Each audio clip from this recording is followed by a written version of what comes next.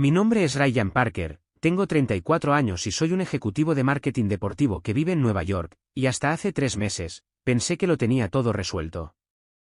Cada mañana, tomaba mi café negro habitual en la tienda de la esquina de la calle 47 Oeste, pasaba por los imponentes edificios de cristal de Midtown Manhattan y me dirigía a las oficinas de Premier Sports Marketing, una de las agencias más prestigiosas del país. Durante 8 años, había sido su persona clave para los patrocinios de tenis, el que conseguía acuerdos con estrellas emergentes y aseguraba asociaciones que ocupaban titulares en Sports Illustrated.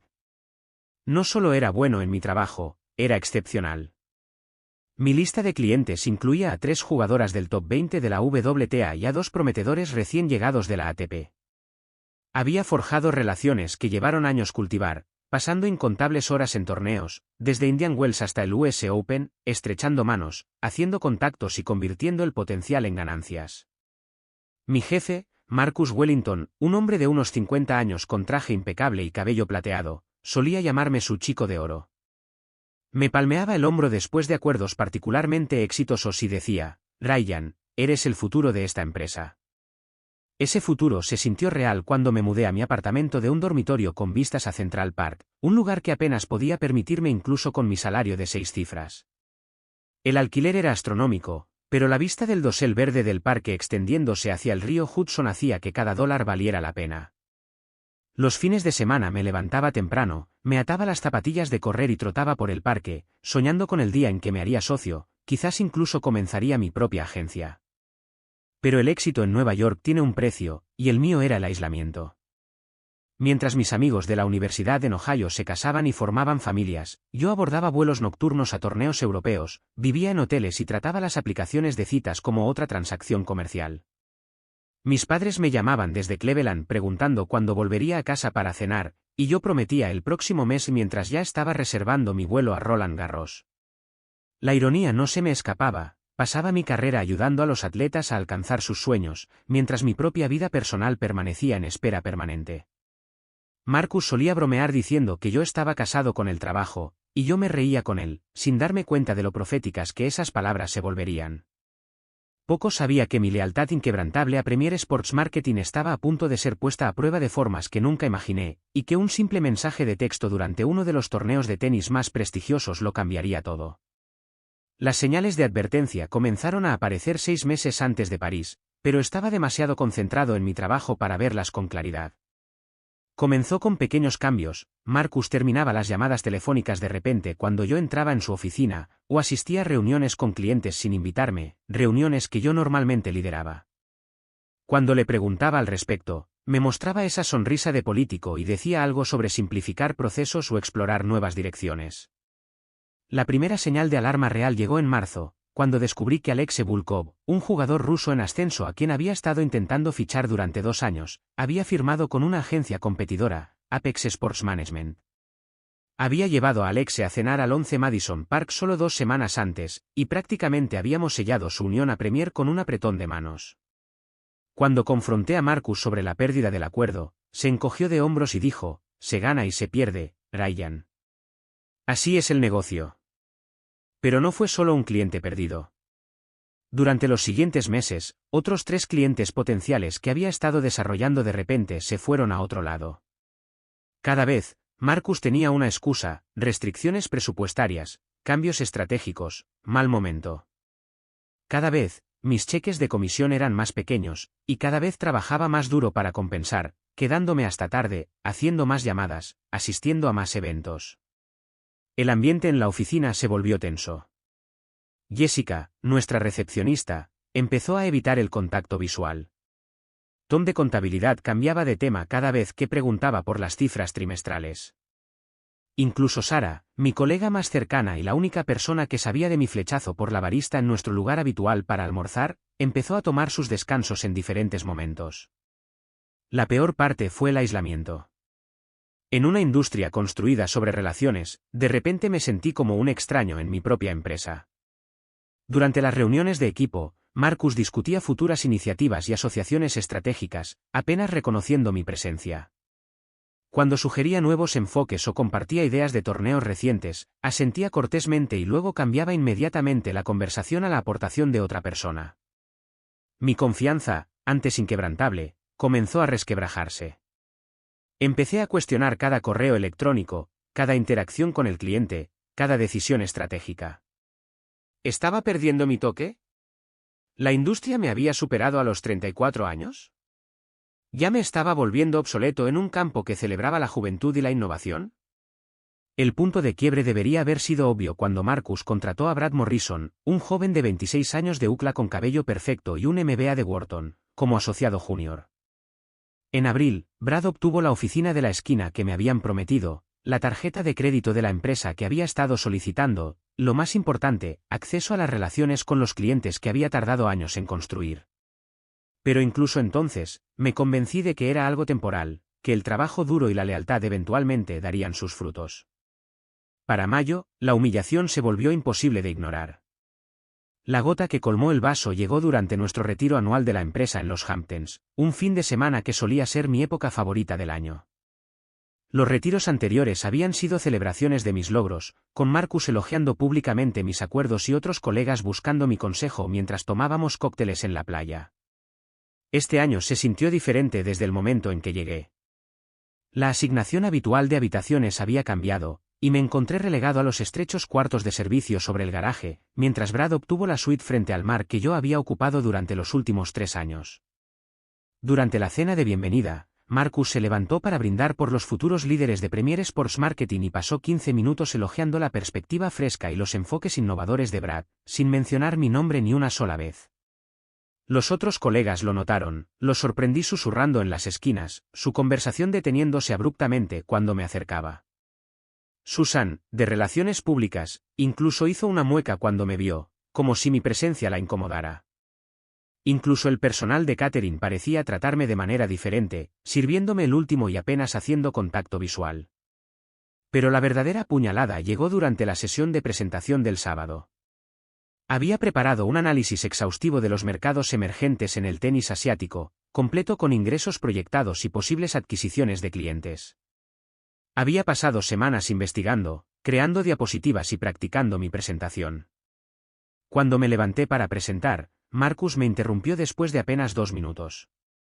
Ryan, todo esto es muy exhaustivo, dijo, con un tono lleno de condescendencia. Pero creo que necesitamos centrarnos en oportunidades más inmediatas. Brad, ¿por qué no compartes tus ideas sobre la expansión europea? La sala se quedó en silencio. 20 pares de ojos me observaban mientras yo permanecía de pie, mi laptop aún abierta, mi presentación cuidadosamente preparada, abandonada. Brad ocupó mi lugar con fluidez, presentando ideas que sonaban sospechosamente similares a las estrategias que yo había esbozado en memorandos internos meses antes. Recibió aplausos entusiastas. Esa noche, mientras todos los demás celebraban en la playa con champán y bocadillos de langosta, yo me senté solo en mi estrecha habitación, mirando mi teléfono y preguntándome si debería empezar a actualizar mi perfil de LinkedIn. Las paredes parecían cerrarse sobre mí. Y por primera vez en mi carrera, me cuestioné si realmente pertenecía a esta industria. La peor parte no fue el rechazo profesional, fue la traición personal. Estas personas habían sido mi familia durante 8 años. Había asistido a sus bodas, celebrado sus ascensos y trabajado los fines de semana para asegurar su éxito. Ahora me miraban como si fuera un extraño, o peor, como si ya me hubiera ido. El viaje a París para Roland Garros a principios de junio se suponía que sería mi redención. Había reservado el vuelo con mi propio dinero, después de que Marcus olvidara aprobar mis gastos de viaje, decidido a demostrar mi valía asegurando al menos la firma de un cliente importante durante el torneo. Empaqué mis mejores trajes, imprimí tarjetas de presentación en cartulina de alta calidad y practiqué mi discurso de ascensor hasta que fue impecable.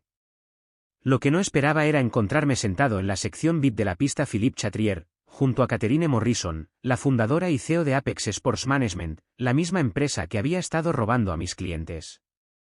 Era una mujer astuta y elegante de unos 40 años, con el cabello con mechones plateados y una presencia inconfundible.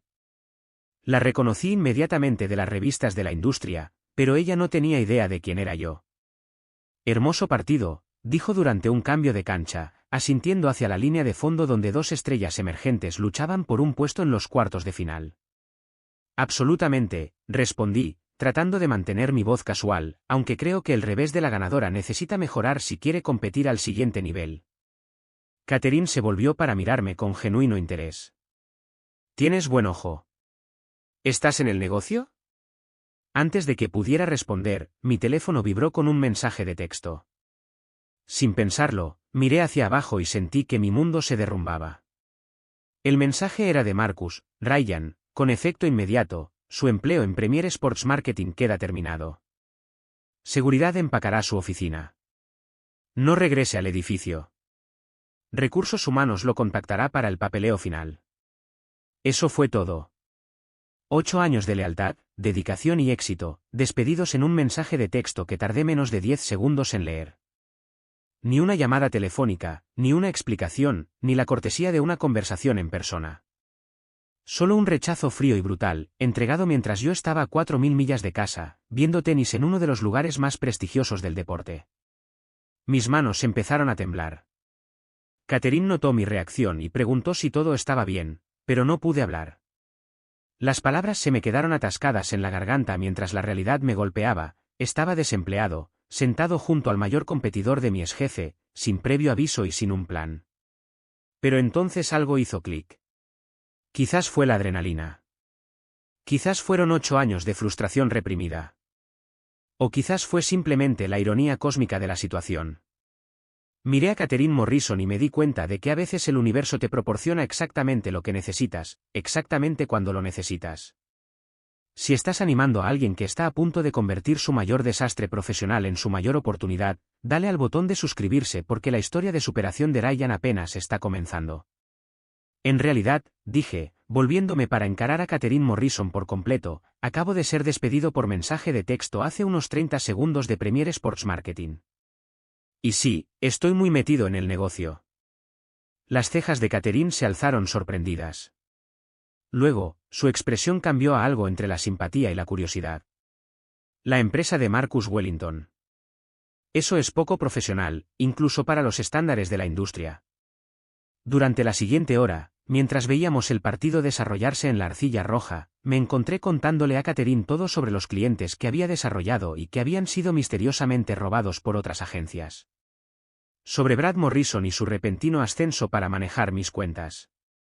Sobre 8 años de construir relaciones solo para ser descartado como el periódico de ayer. Catherine escuchó atentamente, haciendo ocasionalmente preguntas incisivas que revelaban cuánto entendía ella del funcionamiento interno de nuestra industria. Ryan, dijo cuando el partido concluyó, he estado observando los movimientos de Premier durante meses. Han estado perdiendo talento y clientes a raudales, y francamente, me preguntaba cuándo Marcus empezaría a tomar decisiones desesperadas. Suena como si hubiera sido daño colateral de un problema mucho mayor. Me entregó su tarjeta de presentación, cartulina gruesa y elegante con letras en relieve. Vuelo de regreso a Nueva York mañana. Cena conmigo el jueves por la noche. Tengo una propuesta. El resto de mi tiempo en París transcurrió en una neblina surrealista. En lugar de establecer contactos desesperadamente en eventos de torneos, me encontré caminando solo por la orilla del Sena, procesando lo que había sucedido y lo que podría venir después. Llamé a mis padres en Cleveland y por primera vez en años, la voz de mi padre transmitía una preocupación genuina en lugar de un interés cortés por mis actualizaciones profesionales. Hijo, dijo, quizás este es el empujón que necesitabas. Has estado corriendo en la cinta de correr de otra persona durante demasiado tiempo. De vuelta en Nueva York, pasé el martes y el miércoles en mi apartamento, alternando entre la rabia y el alivio. La rabia era obvia, 8 años de lealtad recompensados con un despido por mensaje de texto. Pero el alivio me sorprendió. Por primera vez desde la universidad, no estaba constantemente revisando mi teléfono en busca de la aprobación de Marcus ni estresándome por la política de la oficina. También empecé a investigar. Si Catherine tenía razón sobre que Premier tenía problemas más grandes, quería entender de qué había sido parte realmente. Me puse en contacto con antiguos colegas que habían dejado la empresa, haciéndoles preguntas casuales sobre sus experiencias. Los patrones que surgieron fueron inquietantes: informes de gastos cuestionables, contratos de clientes con términos inusuales y una tendencia constante de jóvenes ejecutivos prometedores siendo apartados justo antes de que pudieran exigir consideración para ser socios. El restaurante que Catherine eligió fue Gramercy Tavern, íntimo, sofisticado y el tipo de lugar donde se hacen negocios serios con un vino excepcional. Llegó puntualmente, vistiendo un blazer azul marino que hablaba de confianza tranquila en lugar de éxito ostentoso. Ordenamos, hablamos un poco sobre la temporada de tenis y luego fue directo al grano. He investigado sobre ti, Ryan, dijo, deslizando una carpeta sobre la mesa. Tu tasa de retención de clientes en Premier fue del 94% durante 8 años. Tu generación de ingresos aumentó cada año hasta este último. Y según 3 jugadores diferentes con los que hablé esta semana, eres el agente más confiable con el que han trabajado. Abrí la carpeta y encontré análisis detallados de mi rendimiento profesional, testimonios de antiguos clientes y lo que parecía ser un plan de negocios integral. ¿Cómo lo supiste? He estado planeando contactarte durante 6 meses, interrumpió Catherine. El hecho de que Marcus te despidiera solo aceleró mi cronograma. Quiero que dirijas la nueva división de tenis de Apex en la costa este. Trayectoria de socio completa, participación accionaria y autonomía total sobre tus relaciones con los clientes. La oferta era extraordinaria, un salario base un 40% más alto de lo que ganaba en Premier, más bonificaciones por rendimiento que podrían triplicar mis ingresos. Pero lo más importante, Catherine ofrecía algo que Marcus nunca tuvo: respeto, confianza y la oportunidad de construir algo significativo. Hay una condición, continuó. Necesito que me ayudes a entender qué está sucediendo realmente en Premier. Algo no encaja en sus movimientos recientes, y sospecho que hay algo más que simple mala gestión. Durante las siguientes 3 horas, compartí todo lo que había observado y descubierto. Catherine tomó notas, hizo preguntas inquisitivas y gradualmente pintó un cuadro que me revolvió el estómago. Premier no solo estaba en apuros, parecían estar operando algún tipo de juego de estafa elaborado, moviendo dinero entre cuentas, inflando contratos de clientes y posiblemente defraudando tanto a atletas como a patrocinadores. Si tengo razón, dijo Catherine mientras terminábamos el postre, Marcus no te despidió por problemas de rendimiento. Te despidió porque te estabas acercando demasiado a ver el panorama completo. Tu integridad te convertía en una amenaza. Caminando a casa por Union Square, sentí algo que no había experimentado en meses: emoción por el futuro. Durante 8 años, había estado tratando de encajar en la visión de éxito de Marcus. Ahora tenía la oportunidad de definir el éxito para mí mismo, de construir relaciones basadas en la honestidad en lugar de la manipulación, y de demostrar que hacer negocios de la manera correcta podía ser más rentable que tomar atajos. A la mañana siguiente, llamé a Catherine y acepté su oferta. 3 semanas después de mi nuevo puesto en Apex, la otra bota cayó de manera espectacular. Estaba trabajando hasta tarde en mi nueva oficina, un espacio en la esquina con ventanas de suelo a techo con vistas al Madison Square Garden, cuando Catherine llamó a mi puerta con una expresión sombría y una pila de documentos. Tenemos un problema, dijo, cerrando la puerta detrás de ella. ¿Recuerdas esas irregularidades financieras que discutimos? Contraté a un contable forense para que investigara más a fondo los registros públicos de Premier. Lo que encontró es más grande de lo que imaginábamos. Los documentos revelaron un sofisticado esquema de fraude que había estado operando durante al menos 3 años. Marcus había estado inflando acuerdos de patrocinio, informando ingresos ficticios a los inversores y desviando dinero de los contratos de patrocinio de atletas. El robo total estimado superó los $12 millones, afectando no solo a los patrocinadores corporativos, sino también las carreras y futuros financieros de docenas de jóvenes atletas. Tu ex cliente, Alexe Volkov, continuó Catherine, su bono por firmar con Premier se suponía que sería de $500.000. Solo recibió $150.000. Marcus se embolsó la diferencia y reportó la cantidad completa a los patrocinadores. Se me heló la sangre. Pensé en todos los jóvenes jugadores con los que había trabajado, atletas de orígenes humildes que confiaron en mí para asegurar su futuro financiero. ¿A cuántos de ellos les habían robado mientras yo, sin saberlo, facilitaba el proceso? Hay más, dijo Catherine. El FBI ya está investigando. Han estado construyendo un caso durante meses y quieren hablar contigo. Tu despido no se trataba solo de proteger a Marcus del escrutinio, se trataba de eliminar a un testigo que podría haber atado cabos.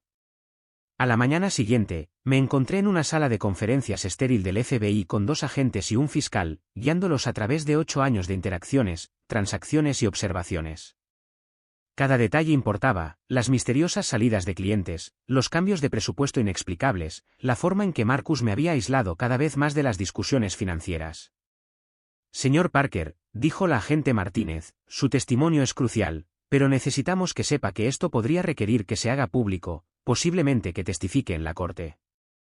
¿Está preparado para eso? Pensé en Alexe, en los otros jóvenes atletas que habían confiado en mí, en la integridad que había impulsado toda mi carrera. ¿Qué necesitan que haga?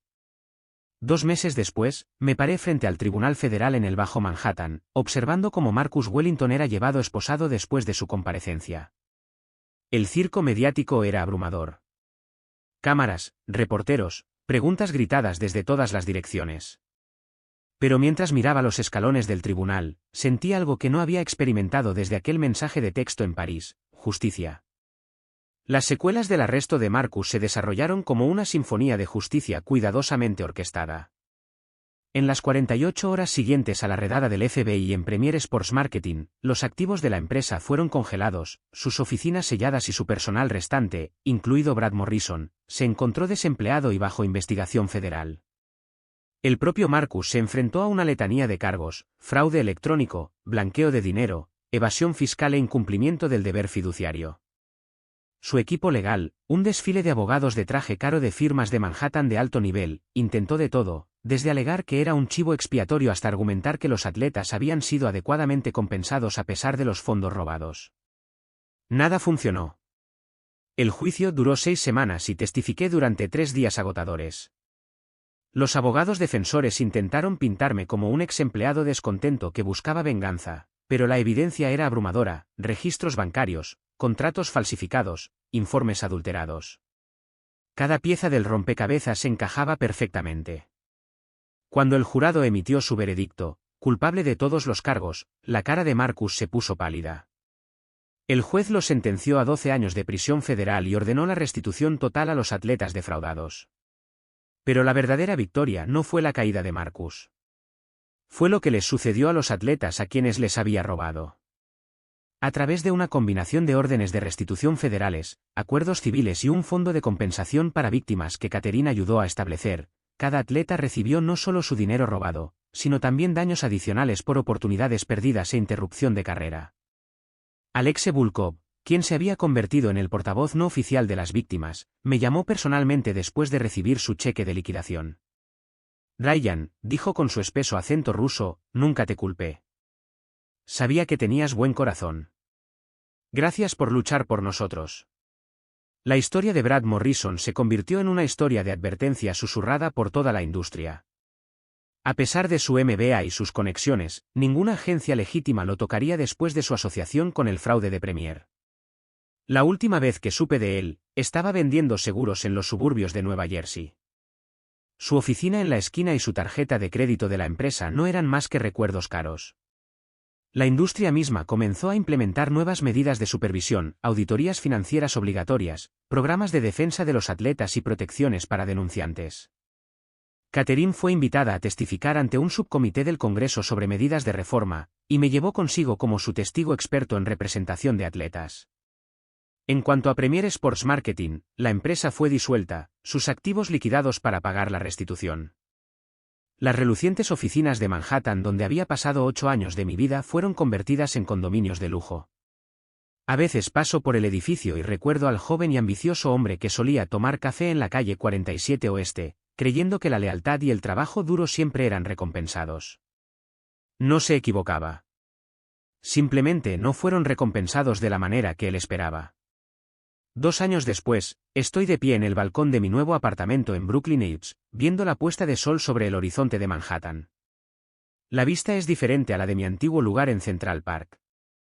En lugar de mirar céspedes bien cuidados y senderos para correr, veo la energía cruda del puerto, la estatua de la libertad a lo lejos y el bullicio honesto de un barrio donde la gente construye vidas reales en lugar de solo carreras. Apex Sports Management se ha convertido en la agencia de tenis más respetada de la costa este, y mi división ha crecido de una operación de un solo hombre a un equipo de 12 profesionales dedicados.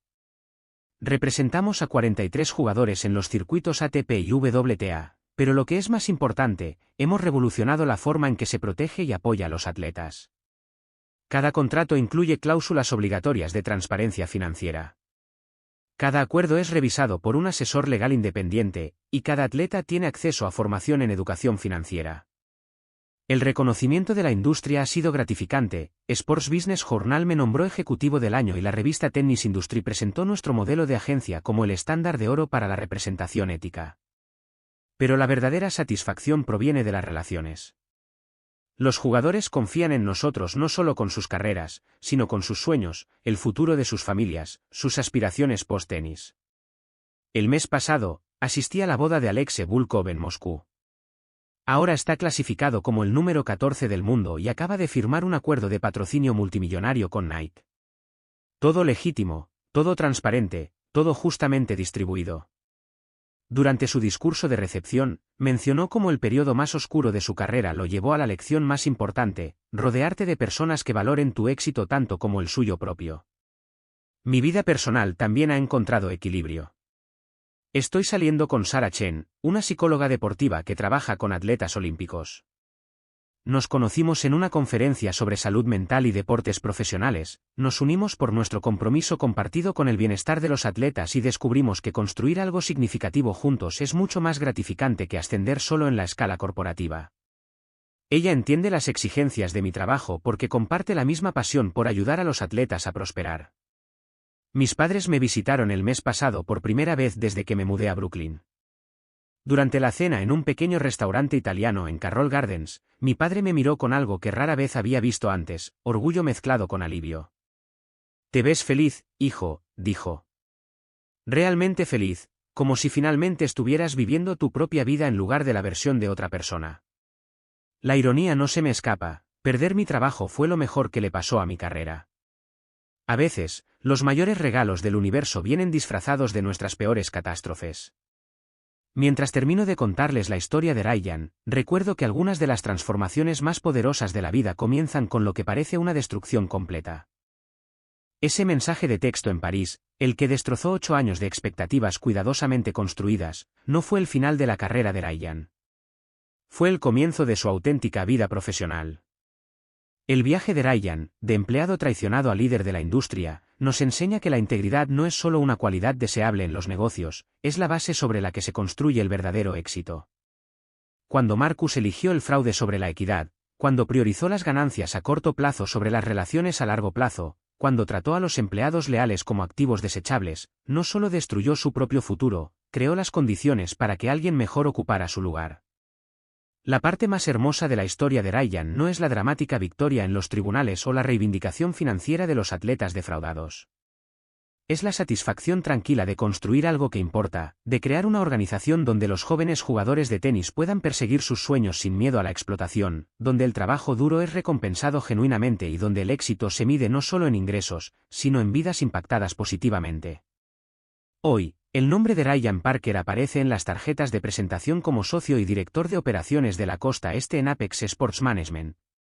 Pero lo que es más importante, aparece en las secciones de agradecimiento de las autobiografías de atletas, en los discursos de agradecimiento en las ceremonias de premios de tenis y en las historias que los jóvenes jugadores cuentan sobre la gente que cambió sus vidas simplemente tratándolos con honestidad y respeto.